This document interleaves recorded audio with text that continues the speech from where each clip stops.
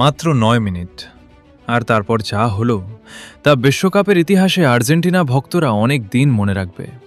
শেষ ১০ সেকেন্ডে এমন কিছু হয়েছে যা কেউ কল্পনাও করেনি। ভিডিওর শেষ পর্যন্ত থাকুন।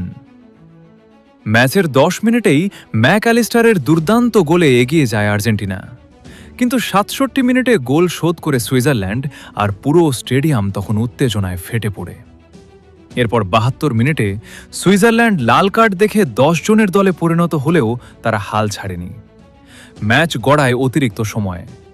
সবাই যখন ভাবছিল টাই ব্রেকারই হবে, ঠিক তখনই ১১২ মিনিটে জুলিয়ান আলভারেজের দুর্দান্ত গোল। আর ম্যাচ শেষ হওয়ার ঠিক আগে ১২০+১ মিনিটে লাউতারো মার্টিনেজ শেষ পেরেকটা ঠুকে দেন। ফলাফল আর্জেন্টিনা ৩, সুইজারল্যান্ড ১। দাপুটে জয়ে সেমিফাইনালে আর্জেন্টিনা। এখন প্রশ্ন একটাই, এবারও কি বিশ্বকাপ জিতবে আর্জেন্টিনা, নাকি সেমিফাইনালে অপেক্ষা করছে আরও বড় চমক? আপনার মতামত কমেন্টে লিখুন। আর এমন সব বিশ্বকাপ আপডেট পেতে এখনই প্লেজোন ২৪ ফলো ও সাবস্ক্রাইব করুন।